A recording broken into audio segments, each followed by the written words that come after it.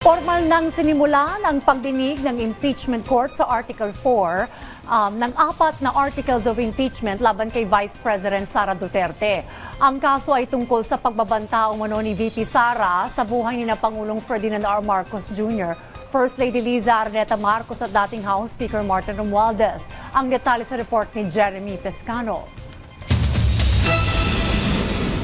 Sa ikalawang araw na impeachment trial ni Vice President Sara Duterte, tinalakay ang Article 4 ng Articles of Impeachment. Kaugnay ito ng umano'y pagbabanta ni Vice President Duterte kina Pangulong Ferdinand R. Marcos Jr., First Lady Liza Araneta Marcos at dating House Speaker Martin Romualdez sa isang online press conference noong November 23, 2024. Ang mga kilos at salita ng Vice Presidente ay hindi dapat ituring na simpleng krimen sa ilalim ng batas, kundi tuwirang paglabag sa saligang batas.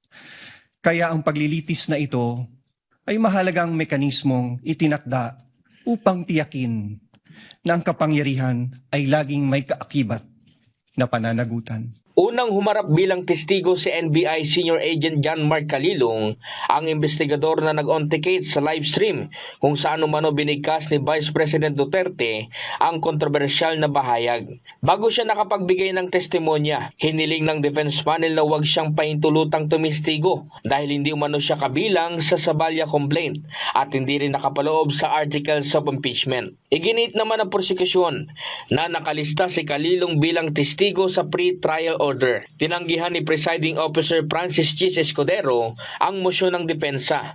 Sa kanyang testimonya, ipinaliwanag ni Calilong ang proseso ng pagpreserba at pag-on-ticate sa video ng online press conference ni Vice President Duterte. Ayon sa kanya, nagsumite ang NBI ng preservation request sa Meta, gumawa ng screen recording ng video at nag-generate ng hash value para matiyak na hindi nabago o na-edit ang digital file bago ito presenta sa impeachment court. Iniharap din ng prosekusyon ng mga screenshot, print-out ng preservation request sa Meta, certified copy ng affidavit ni Calilong at iba pang dokumentong nagpapatunay na tinanggap ng Meta, ang parent company ng Facebook, ang nasabing preservation request.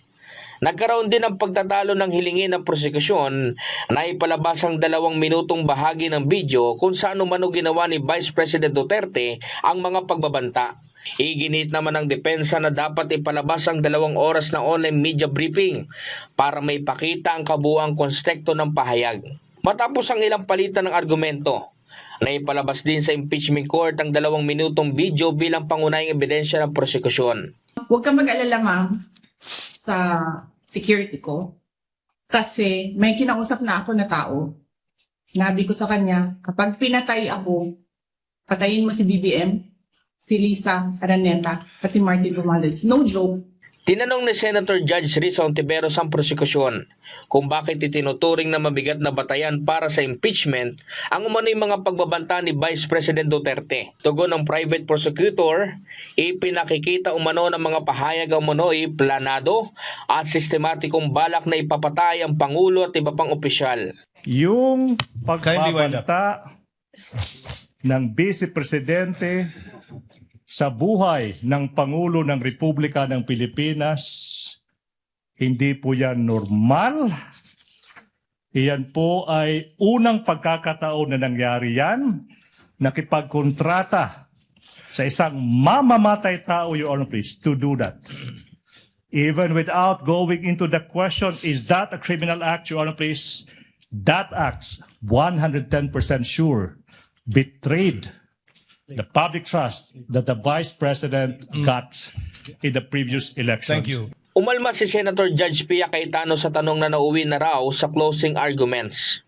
When we allow this to happen, na-shortcut na natin yung process. Even I may make that mistake. And I'm telling you, please call me out if I make a mistake and ask the kind of question that should not properly be asked by a judge. Dahil dito, iniling ni Cayetano na ipatanggal sa record ang sagot ng prosekusyon. Nagdesisyon si Presiding Officer Escudero na i-table o ipagpaliban ang pagpapasya sa mosyon ni Cayetano. Pinaalalahanan din ni Escudero ang mga senator judges na iwasan ang mga tanong na maaaring tumukoy na sa konklusyon ng kaso. muling babalik sa witness stand si Calilong para sa cross-examination ng depensa. Inaasahan din ang pagharap ni NBI Regional Director Jeremy Lotok bilang susunod na testigo.